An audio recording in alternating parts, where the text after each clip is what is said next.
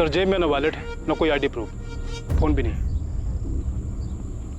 मारने वाला वॉलेट ले गया, लेकिन नोटों की गड्डी यहीं छोड़ दी। मर्डर पैसों के लिए नहीं हुआ। आप लोगों में से सबसे पहले लाश किसने देखी थी? जी सर, लाश को सबसे पहले मैंने देखा। किसी को आते जाते देखा है? नहीं सर, बस ये देखा और मैंने आपको फोन।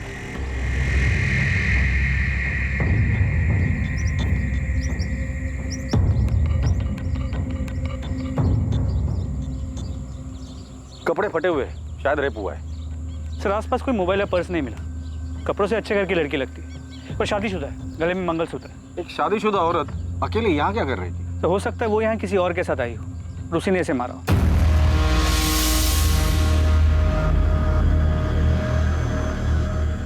एक शादीशुदा जोड़ा घर से एक साथ निकलता है और कुछ घंटों बाद अलग अलग शहरों से दोनों की लाशें बरामद होती हैं। समीर की लाश उज्जैन पुलिस को मिलती है और रचना की लाश इंदौर पुलिस को। और दोनों जगहों की पुलिस को एक दूसरे के मर्डर केस के बारे में कोई खबर नहीं थी। इस जोड़े की हत्या के पीछे क्या मकसद था? रफ्तार से आगे बढ़ रही इनकी जिंदगी पर मौत की लगाम आखिर किसने और क्यों लगाई थी?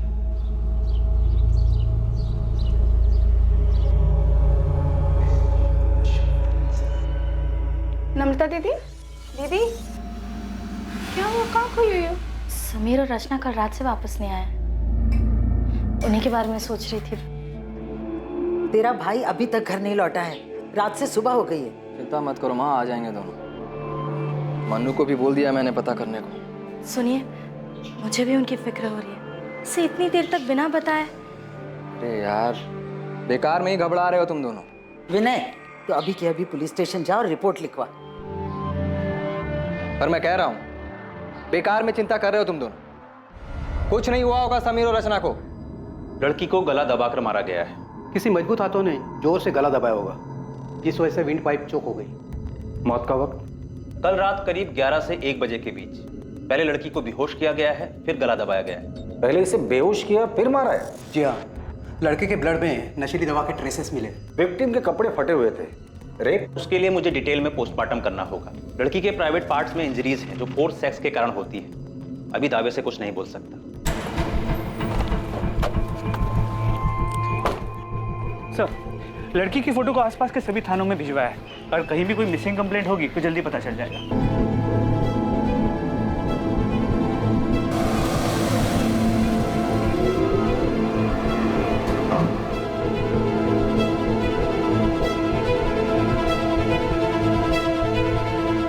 बेटा, आज शाम को तैयार है।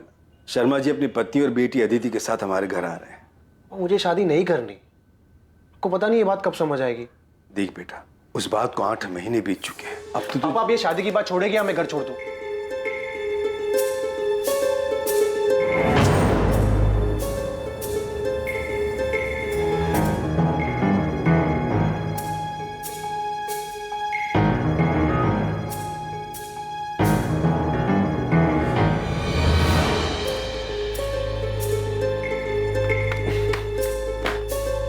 विनय भैया पुलिस स्टेशन गए हैं शिकायत लिखवाने। हाँ मनु बेटा, समीर और रचना कल रात से घर नहीं लौटे। उन दोनों के फोन भी बंद आ रहे हैं। मनु, समीर ने तुम्हें कुछ बताया था क्या कि वो कहाँ जाने वाला है?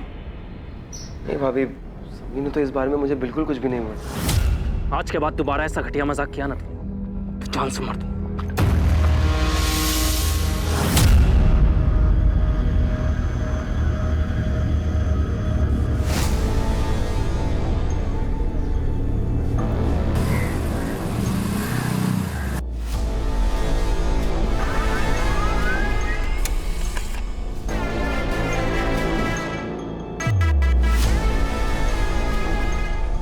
उज्जैन पुलिस को इसकी लाश भी 18 सितंबर को मिली। जी सर, इस लड़के की भी कोई आइडेंटिफिकेशन नहीं मिली, लेकिन हैरानी की बात यह है कि मौत का वक्त और मारने का तरीका बिल्कुल सेम है।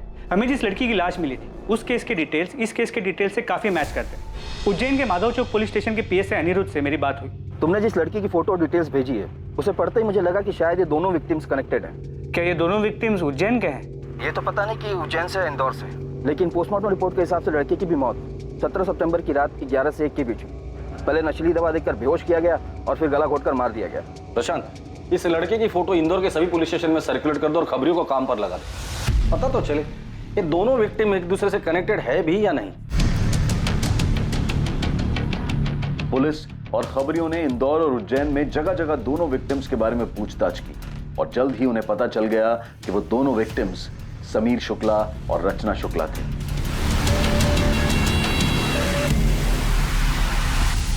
हाँ सर, समीर मेरा छोटा भाई और रचना उसकी पत्नी। सर कुछ खबर मिली उनकी, वो लोग 2 दिन से घर नहीं आए हैं। ढूंढेंगे कैसे? आप लोगों ने उनकी मिसिंग कंप्लेंट भी नहीं लिखवाई। ये क्या कह रहे हैं आप? विनय ने खुद जाकर थाने में रिपोर्ट लिखवाई थी।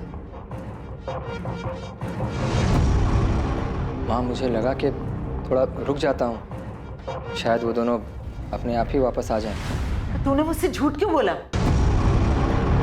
सर, समीर और रचना अब कहाँ हैं? हमें उन दोनों की डेड बॉडीज मिली। क्या? क्या? समीर, समीर,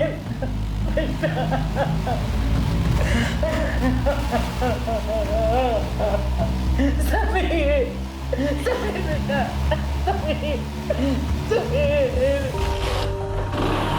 अरे समीर, आज तो फिर मेरी बाइक लेके भाग रही फिराक में। भैया प्लीज ले जाने दो ना, आज कॉलेज में रोज डे। समीर, मुझे काम पर जाना है, मैं कैसे जाऊंगा? बस में जाना पड़ेगा मुझे। प्लीज भैया, प्लीज प्लीज, सिर्फ एक दिन के लिए, आज रोज डे है ना इसलिए। ठीक है, जा ले जा। Thank you so much. Vinay, कुछ पूछा है मैंने तुम्हें, सुन रहे हो तुम? सॉरी सर, आप कुछ कह रहे थे? तुम्हारे भाई समीर की किसी के साथ दुश्मनी थी? नहीं। रचना का किसी के साथ झगड़ा हुआ था? क्योंकि मारने से पहले उसके साथ जबरदस्ती की गई, शायद रे। कुछ बता सकते हो कि ऐसा कौन कर सकता है? तुमने मिसिंग कंप्लेंट क्यों नहीं लिखवाई और अपनी बीवी और माँ को झूठ क्यों कहा कि लिखवाई है? सर मेरा भाई, मैं कुछ,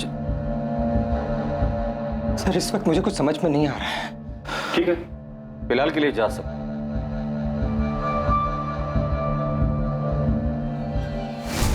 ये विनय वाकई में इतना प्यार करता था या एक्टिंग कर रहा है? ये समीर और रचना, इनका कत्ल एक ही तरीके से हुआ है, लेकिन इनकी डेड बॉडीज हमें अलग अलग शहरों में मिली।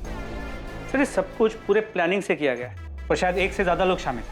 ये शुक्ला परिवार के भाइयों के बीच रिश्ता कैसा था ये पता करो, क्योंकि अक्सर जब रिश्तों में लाइन क्रॉस होती है ना, न्यूज़पेपर की हेडलाइन बन जाती है।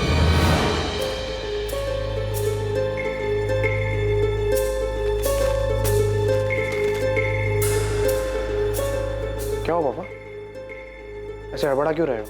कुछ नहीं बेटा, कुछ नहीं। पापा सोशल मीडिया का जमाना है, बाहर आजकल सिर्फ अखबार तक नहीं रहते। मैंने रचना के बारे में पढ़ा। हाँ, बुरा हुआ। पृथ्वी बेटा तो ठीक तो? हाँ पापा, मैं ठीक हूँ। आप चाहते थे ना मैं अदिति से मिलूं, मैं तैयार हूँ।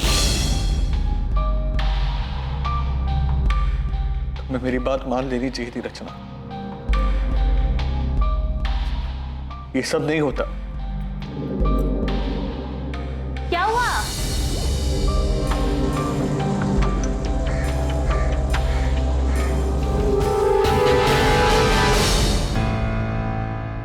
रचना, मेरी मेहंदी का रंग कितना अच्छा आया ना, देख। तू रो रही है? तू सच्ची रो रही है? चुप कर, मैं कहाँ रो रही हूँ? नहीं, तेरी तो सिर्फ आंखें लीक कर रही है ना? सच बता, मुझे मिस करेगी इसलिए रो रही है ना? मैं तुझसे कह रही हूँ, जब तेरी शादी होगी ना तब तू। दीदी, क्या शादी? शादी शादी मतलब बिना पगार की नौकरी। पति को खुश रखो, सास को खुश रखो और अपने सभी सपनों पर ताला मार के बंद कर दो। मुझे नहीं करना। क्यों नहीं करनी शादी? मैंने नम्रता के देवर समीर से तेरे रिश्ते की बात चलाई है। बहुत अच्छा लड़का है और तुझे पसंद भी करता है। माँ पसंद नहीं, पूरा लट्टू है रचना पर। देख रचना, मैं तुझे अभी समझा रही हूँ, तो सुधर जा। आसमान में नहीं, जमीन पर रहना है हमें।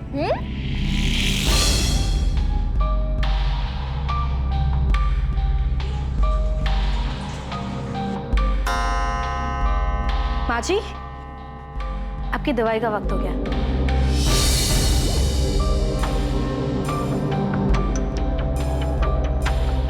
मुझे समझ नहीं आ रहा, विनय ने मुझसे झूठ क्यों बोला? उसने रिपोर्ट क्यों नहीं लिखवाई? मोनू, तुम समीर के बचपन के दोस्त हो, उसे अच्छे से जानते हो। हाल फिलहाल में उसका किसी के साथ लड़ाई झगड़ा या कहासुनी हुई थी? आज के बाद दोबारा ऐसा घटिया मजाक किया ना तो जान से मार दूंगा।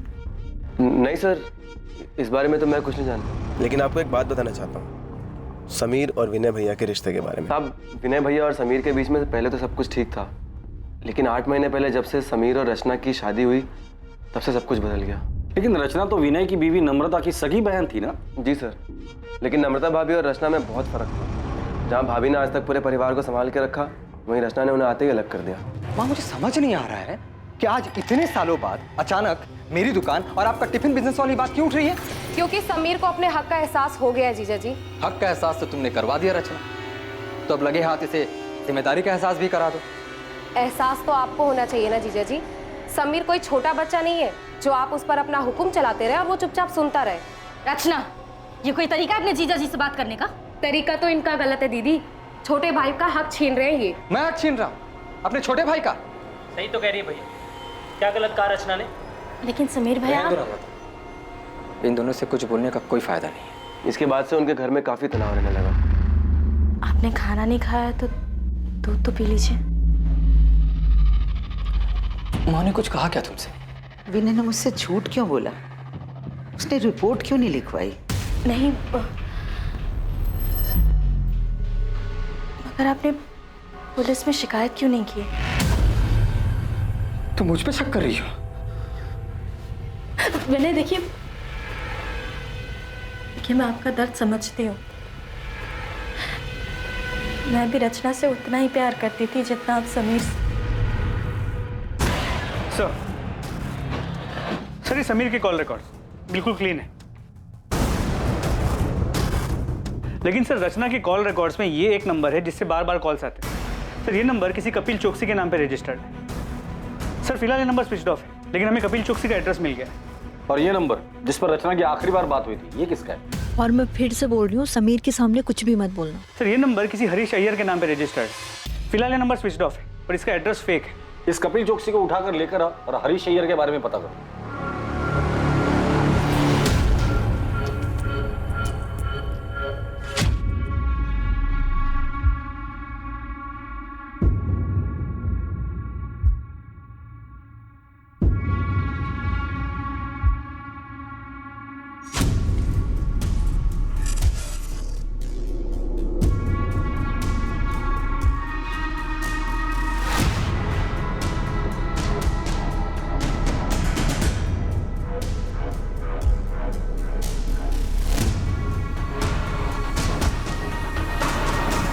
अच्छा यही होगा कि आप हमें सच सच बता दें कि आपके पति कपिल इस वक्त कहाँ है। सर, मेरा उस आदमी के साथ कोई वास्ता नहीं है। कपिल, क्या हुआ?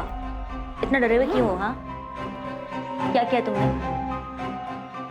मैंने कुछ नहीं किया है। मैं भी तुम्हें कुछ नहीं बता सकता। अगर पुलिस रचना के बारे में पूछे तो पुलिस को बता देना कि मैं रचना के बारे में कुछ नहीं जानता। अभी मुझे जाना होगा। कपिल! आपके पति कपिल का रचना के साथ अफेयर था, ये बात आपको पता भी थी और फिर भी आपने कुछ नहीं किया। घर वालों से बगावत करके मैंने कपिल से शादी की थी। उनके पास वापस कैसे जाती? रचना की वजह से मेरी बसी बसाई जिंदगी बिखर गई। तो रचना की मौत की खबर सुनकर आपको तो खुशी हुई होगी? सुनकर तो ऐसे लगा था कि भगवान ने मेरी सुन ली।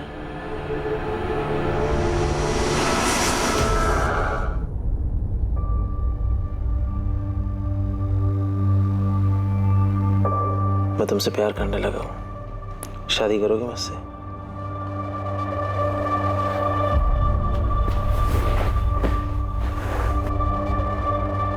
मुझे पता है तुम भी मुझसे। कि क्या? कि मैं तुमसे प्यार करती हूँ? नहीं कपिल, मैंने तुम्हें पहले ही कहा था। ऑनलाइन चैटिंग के वक्त बिल्कुल साफ क्लियर किया था कि मुझे ये शादी, प्यार, इन सब में कोई इंटरेस्ट नहीं है। तो फिर तुम ये बकवास क्यों कर रहे हो? तुम्हें मेरी फीलिंग बकवास लग रही है? कपिल, मेरा हाथ छोड़ो, मुझे लग रही है। मैं तुम्हारे साथ प्यार के लिए था, मजे के लिए नहीं। पर इस बात से तुम्हें कोई फर्क नहीं पड़ता ना? हाँ, नहीं पड़ता। मैं यहाँ पर अच्छा टाइम बिताने आती हूँ, जो कि तुमने पूरा खराब कर दिया है।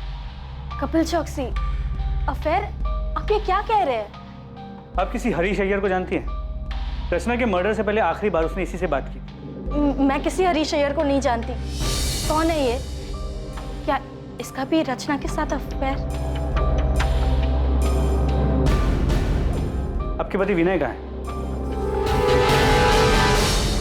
आपको जो कुछ पूछना आप पूछ सकते हैं सर।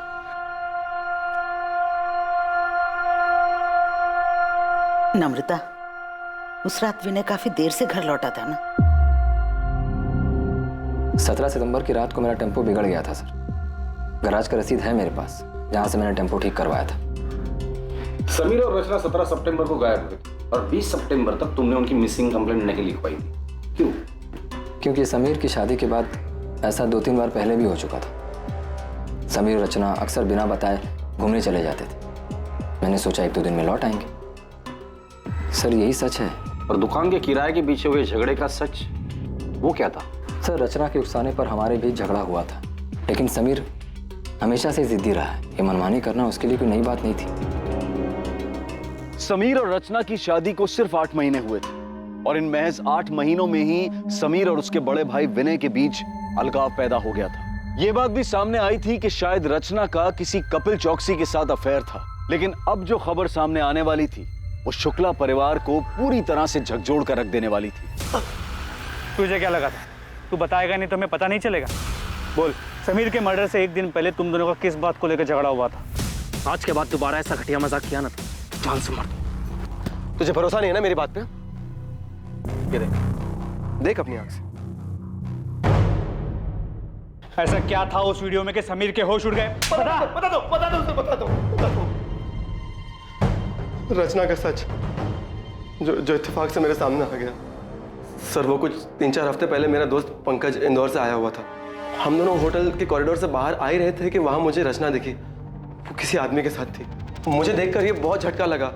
मेरे कुछ समझ में नहीं आया तो मैंने तुरंत अपना फोन निकाला और उनके कमरे में अंदर जाने की वीडियो बना ली ताकि समीर को दिखा सकूं। कौन है आदमी? सिर्फ ये एक आदमी नहीं है, मैंने उस होटल के वेटर से बात भी की है। हाँ साहब, ये मैडम अक्सर यहाँ आती हैं और इनसे मिलने कई साहब आते हैं।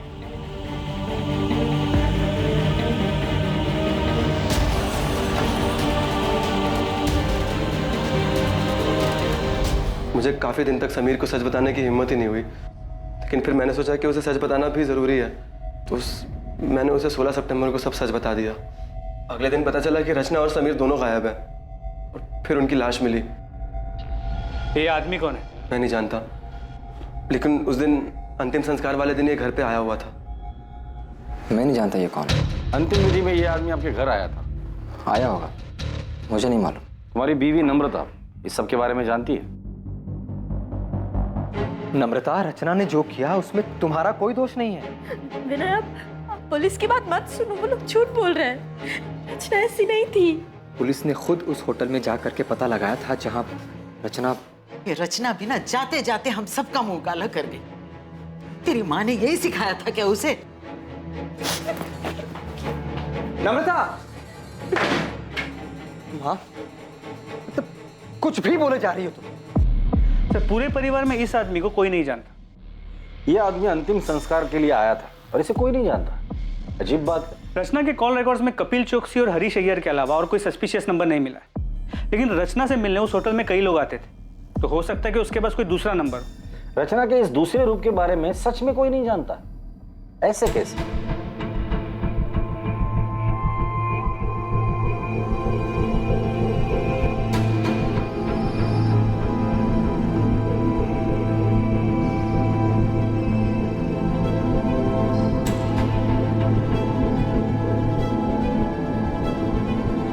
रचना की जिंदगी का सच आखिर था क्या, और इस डबल मर्डर के पीछे कौन था और उसका मकसद क्या था, और कितने लोगों को रचना का सच पता था? मंगल, हरीश, विनय, कपिल, क्या इतने ही लोग थे जिन्हें रचना ने चोट पहुंचाई थी, या फिर इस लिस्ट में और भी नाम शामिल होने वाले थे? वैसे मुझे पता नहीं था कि तुम हंसते भी हो। मतलब जब पहले मिले थे तो तुम हमेशा देवदास बने फिरते थे। वो एक दौर था जो बीत चुका है। किसी से सच्चा वाला प्यार हो गया था क्या? एक लड़की थी जिससे मैं बहुत प्यार करता था। I'm sorry अगर तुम्हें बुरा लगा तो। अरे नहीं, मैं अब ठीक हूँ। वैसे तुम जिस लड़की की बात कर रही हो वो मेरे लिए 8 महीने पहले ही मर चुकी। जी सर, मैं उसी के घर जा रहा हूँ, पहुँच के अपडेट करता हूँ।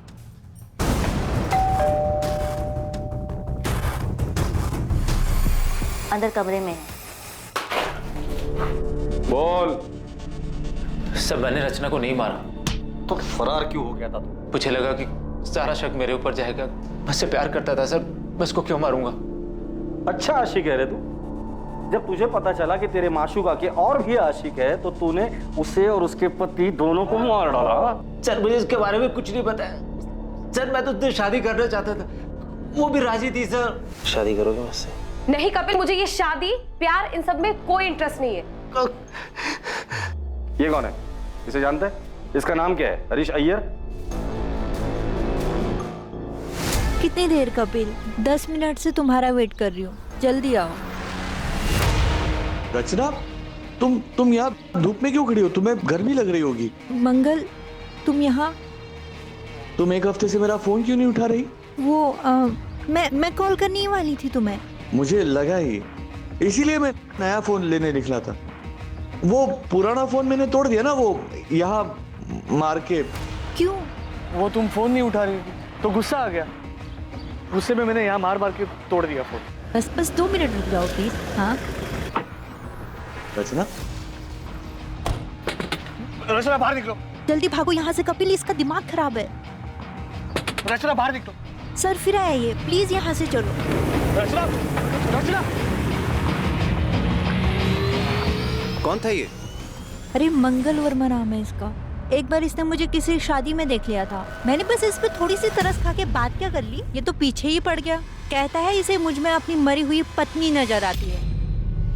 सर उस दिन रचना काफी घबराई हुई थी, मंगल को देख के उसके पसीने छूट रहे थे। सर इससे ज्यादा मैं मंगल के बारे में कुछ नहीं जानता। सर खबरी जाकिर मंगल वर्मा की खोज पे लग गया है, जल्दी कुछ पता चल जाएगा। और होटल के रजिस्टर में जो भी नाम और पता था सब फर्जी था। ये कपिल खुद को बचाने के लिए झूठ भी बोल सकता है। कहानी सुनाकर अपनी करनी मंगल वर्मा पर डाल रहा है। पृथ्वी बेट,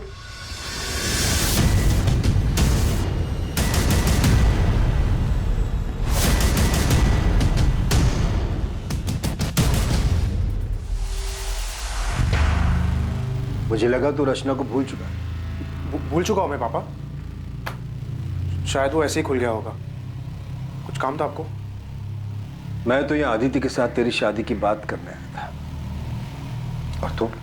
वो मुझे अदिति पसंद नहीं आई, मैं शादी नहीं कर सकता उसके साथ। साहब ये मंगल वर्मा है ना साहब, ये बलबीर नगर में रहता है।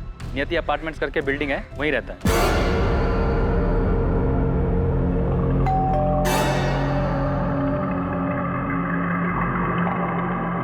सर मंगल वर्मा को उसकी वाइफ ज्योति के मरने का गहरा सदमा लगा था। दिमागी हालत पे काफी अनस्टेबल हो गया था। इनफैक्ट काफी टाइम तक वो अस्पताल में था जहाँ पे उसका ट्रीटमेंट चल रहा था। अभी 1 साल पहले हॉस्पिटल से डिस्चार्ज हुआ है। उसके डॉक्टर ने बताया कि कभी कभी वो आपे से बाहर हो जाता है, काफी वायलेंट हो जाता है, लेकिन किसी भी पुलिस स्टेशन में उसकी कोई वायलेंट या क्रिमिनल हिस्ट्री नहीं मिली। तुम रचना से कैसे मिले? उससे पहली बार मैंने एक शादी में देखा था। उसे देखकर ऐसा लगा कि उसके रूप में मेरी ज्योति वापस आ गई, इसीलिए मैं उससे बात करने लगा, फिर उसे मिलने लगा। बिल्कुल ज्योति की तरह रखता था मैं उसे। वाह, थैंक यू सर। खुश हो ना? बहुत ज्यादा। अच्छा मंगल, अब मुझे निकलना होगा, बहुत देर हो रही है। हाँ अभी मत जाओ ना प्लीज। एक काम करते हैं, हम ना शादी कर लेते हैं, फिर तुम्हें कहीं जाने की जरूरत ही नहीं पड़ेगी। हाँ हाँ बिल्कुल, लेकिन इस बारे में हम बाद में बात करें।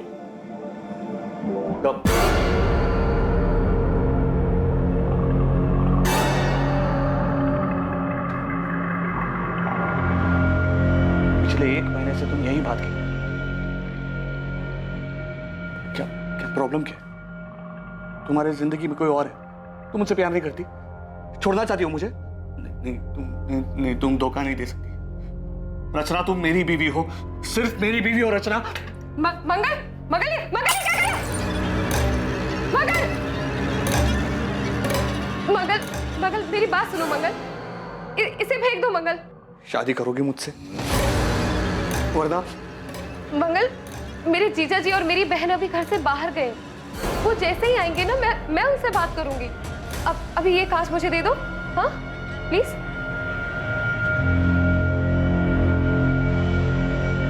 उस दिन के बाद मेरी रचना से कोई बात ही नहीं हुई। बहुत फोन किए मैंने उसे, लेकिन इसने उठाया ही नहीं। रचना के साथ कौन से नंबर पर बात होती थी तुम्हारी? 4441121। रचना ने बेवकूफ बनाया तुम्हें। तुम यहाँ उसे महंगे महंगे तोहफे देते रहे और वो वहां तुम्हारे साथ साथ 4 और लोगों को भी घुमा रही थी। रचना के बारे में ऐसे बात मत करो प्लीज।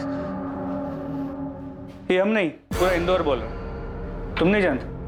अरे तुम्हारे जैसे कई आशिक है उसके, उनमें से एक यहाँ जेल में भी है। कहता है कि वो रचना से प्यार करता था और रचना भी उससे प्यार करती। तुम जिस होटल में रचना के साथ जाते थे, रचना वहां और लोगों के साथ भी जाती थी।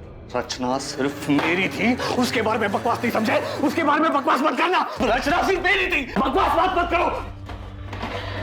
सर सिर्फ रचना के एक चक्कर के बारे में सुन के इतना वायलेंट हो सकता है रचना के प्रोस्टिट्यूशन के बारे में पता चल गया और इसी ने उसे मारा। तुम सही कह रहे हो। मंगल रचना से जिस नंबर पर बात करता था उस नंबर का सीडीआर निकलवाओ।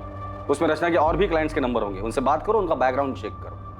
अभी तो सिर्फ 2 ही आशिक मिले हैं, पता नहीं लाइन में और कितने आशिक खड़े होंगे। तुमने भागकर अपने पैरों पे कुल्हाड़ी मार ही ली थी। वो तो मैंने सही टाइम पर पुलिस को बुलाकर तुम्हें सब कुछ बर्बाद करने से रोक लिया। आगे अपने बयान पर डटे रहना और अगर मुझ पर भरोसा हो गया हो तो जैसा जैसा मैं कहूँ ठीक वैसा वैसा करना। जैसा तुम कहोगी वैसा ही करूंगा, बस मुझे यहाँ से निकाल लो। मैं तुमसे वादा करता हूँ दुनिया का सबसे अच्छा पति बन के दिखाऊंगा।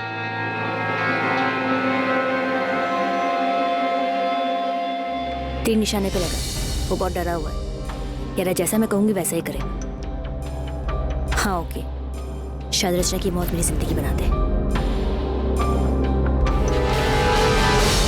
अब कोई बाइक पसंद आई? ऐसी फर्नीचर बाइक लेने से मैं कोई साइकिल ले लूंगा।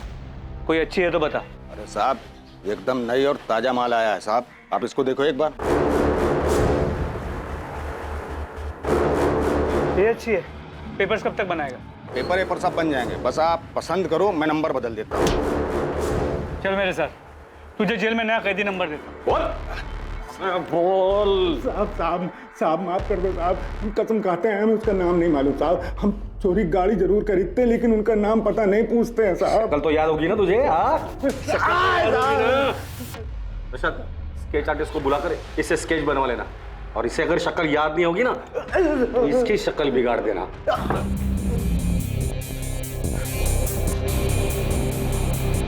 संदिग्ध कई थे, किसी का नाता समीर से था तो किसी का रिश्ता रचना से। असली मुजरिम जो भी था वो दोनों से जुड़ा हुआ और शायद दोनों से ही चोट खाया हुआ था। पर कुछ लोग ऐसे भी थे जो अब भी पर्दे में थे और इसीलिए वो पुलिस के शक के दायरे से भी बाहर थे। उनके इरादे, उनकी मंशा अब भी गुप्त थी, लेकिन जल्द ही सारे नकाब उतरने वाले थे और सच सामने आने वाला था।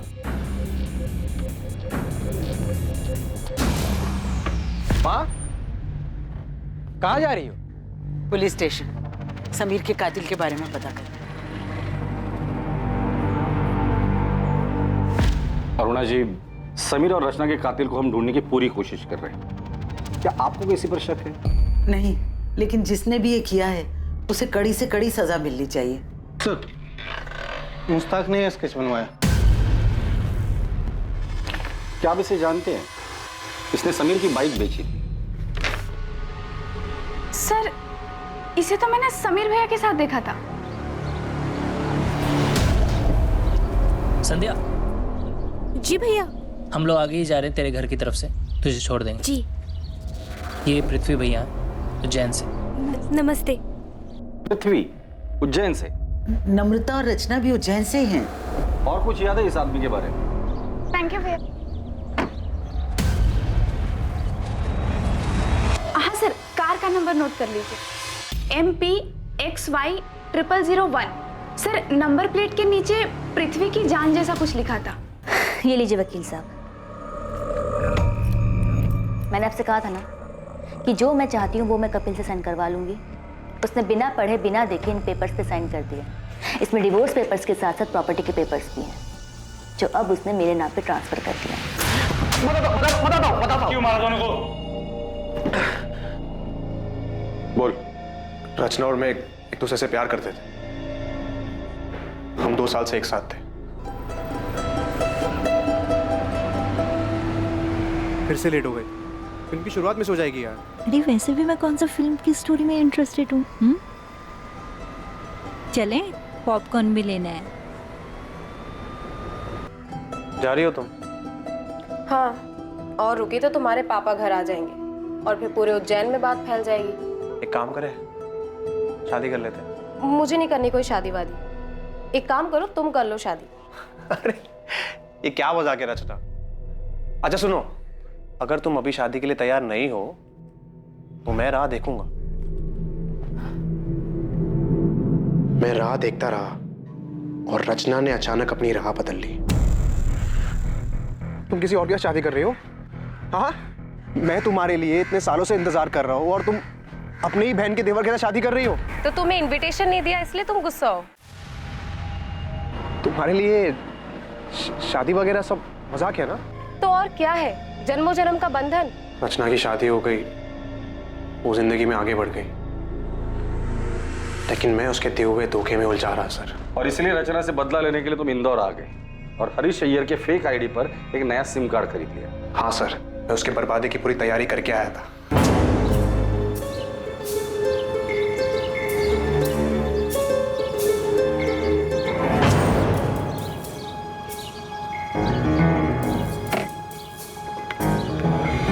अरे पृथ्वी, तुम यहाँ?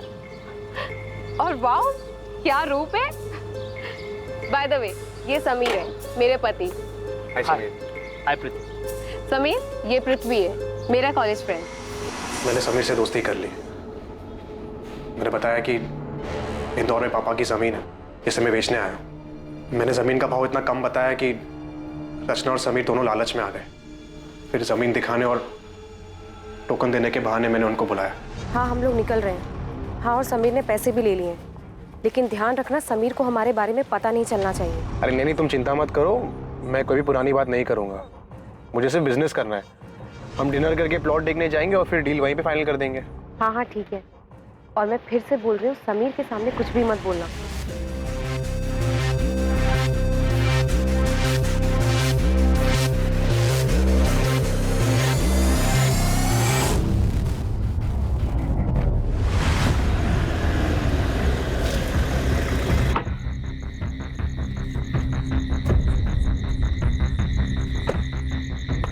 समीर, समीर चल।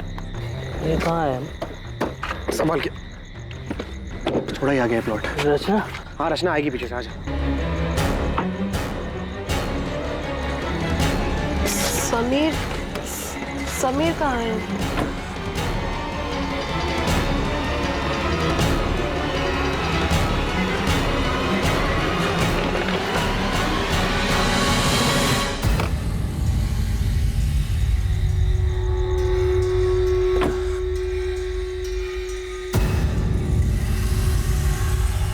मैंने समीर की लाश वही उज्जैन में छोड़ दी और रचना की लाश मैंने इंदौर में आके फेंक दी।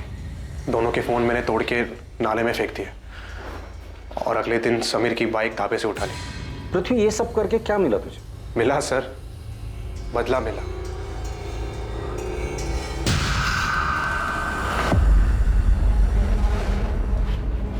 एक मिनट, तुम्हें कैसे पता चला कि समीर और रचना के पास इतना सारा पैसा है कि वो तुम्हारी जमीन खरीद सकते हैं? सच सच बता, ये सारी प्लानिंग तूने अकेले नहीं की थी? सर, मुझे बताया गया था कि उनको दुकान का किराया मिलता है, वो कहाँ जाते हैं, कहाँ घूमते हैं, इन सब की डिटेल बताई गई थी। सच सच बता दे, कौन है इस केस का मास्टरमाइंड?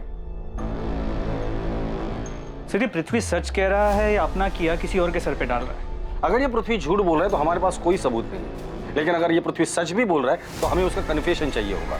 लेकिन मुझे लग रहा है कि ये पृथ्वी हमारे साथ खेल खेल रहा है। सच जानने के लिए हम भी खेल खेलते। उठा दे उसको। पृथ्वी ने सब कबूल कर लिया, तेरी बारी है। अरे मैंने कुछ नहीं किया सर।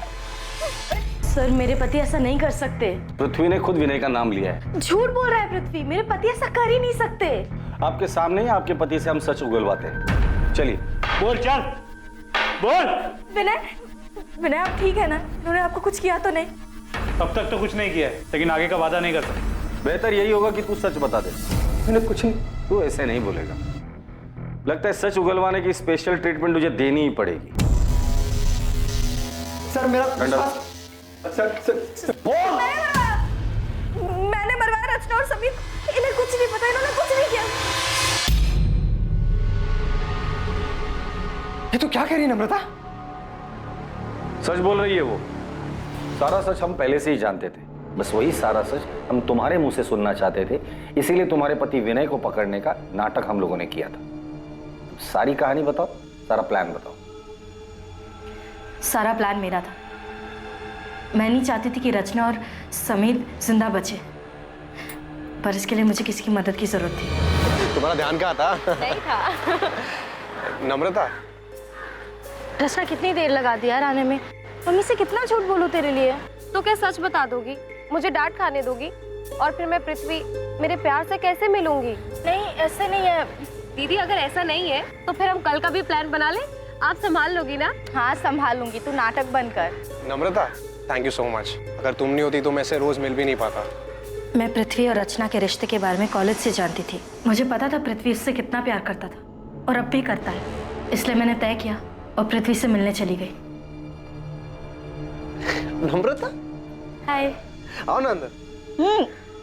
तुम्हें याद है पृथ्वी, कॉलेज में तुम मेरे तेल वाले बालों का कितना मजाक उड़ाते थे। चंपू चाची के नाम से सब जानते थे तुम्हें। चंपू चाची? और वो नाम मैंने रखा था। क्या दिन थे ना वो। याद है तुम रचना के कितने दीवाने थे। नम्रता, रचना की बात फिर कभी मत उठा। मैं अभी भी तकलीफ में हूँ और उसे बुला नहीं पाया हूँ। I am sorry, I understand. Rachna ने तुम्हें बहुत चोट पहुंचाई है और वो आज भी वही कर रही है। शादी उसने समीर के साथ की है, मगर सुहागरात सबके साथ मना रही है। पृथ्वी, क्या किया तुमने? कट गया हाथ।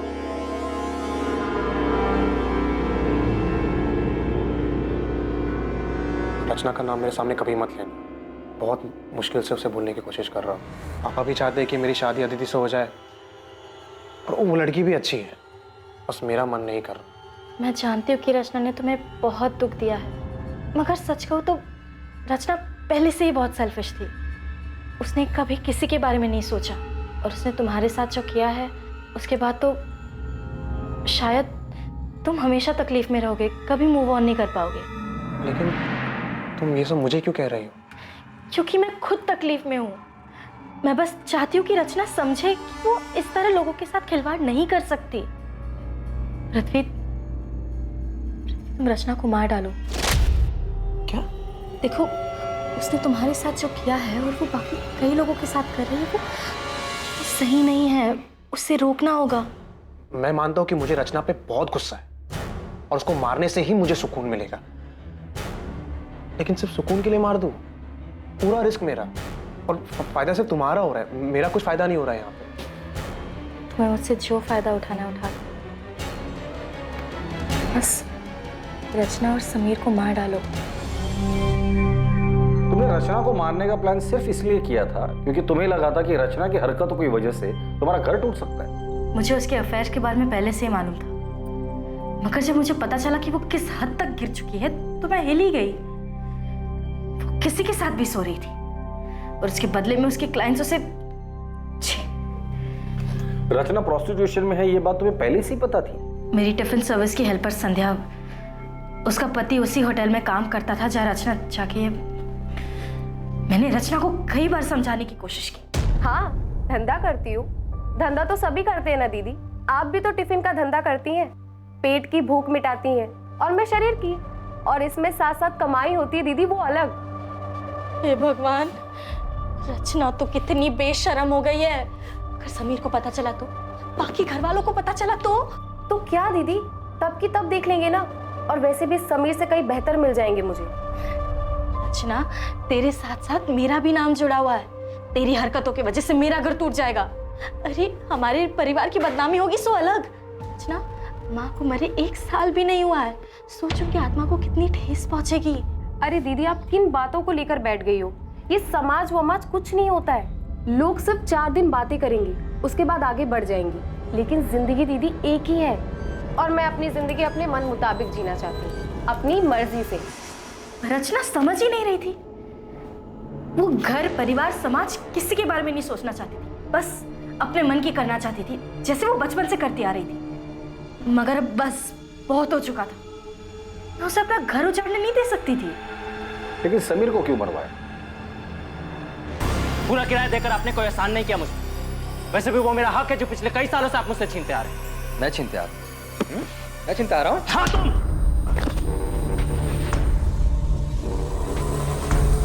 समीर भी रचना जैसा ही था। उन दोनों को घर की इज्जत की कुछ पड़ी नहीं थी। वो दोनों तो बस घर की शांति खराब करने पे तुले थे। उन्हें बस बर्बाद करना आता था। वो दोनों तुम्हारा घर बर्बाद कर देंगे इस डर से तुमने खुद अपने हाथों से अपना घर बर्बाद कर लिया है। मैंने मुझसे गलती हो गई,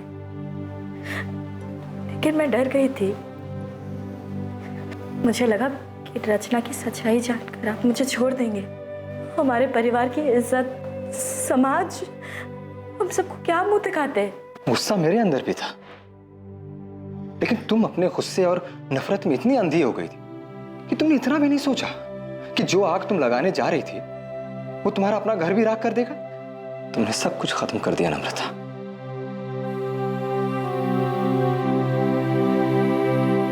नम्रता शुक्ला और पृथ्वी त्यागी पर आईपीसी की धारा 302 के तहत हत्या के लिए और धारा 120 के तहत साजिश के चार्जेस लगाए गए।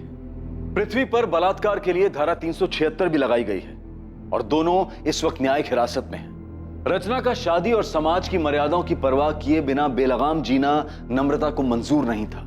नम्रता को जो डर था उसके लिए वो अपने पति से बात कर सकती थी। कई बार गलत ख्याल हम पर हावी हो जाता है, लेकिन किसी अपने से, किसी करीबी से बात करने से हम वो गलत कदम उठाने से बच सकते हैं। कुछ भी करने से पहले ये जरूर सोचें कि उसका आप पर और आपके परिवार वालों पर क्या असर होगा। अब मैं अनूप सोनी आपसे विदा लेता हूं, फिर मुलाकात होगी एक नए केस के साथ। देखते रहें क्राइम पेट्रोल सतर्क, सोमवार से शुक्रवार रात 11 बजे। और याद रखें, क्राइम और आपके बीच में सिर्फ इतना फर्क है कि आप कितने सतर्क हैं। सतर्क रहें, सुरक्षित रहें। जय हिंद।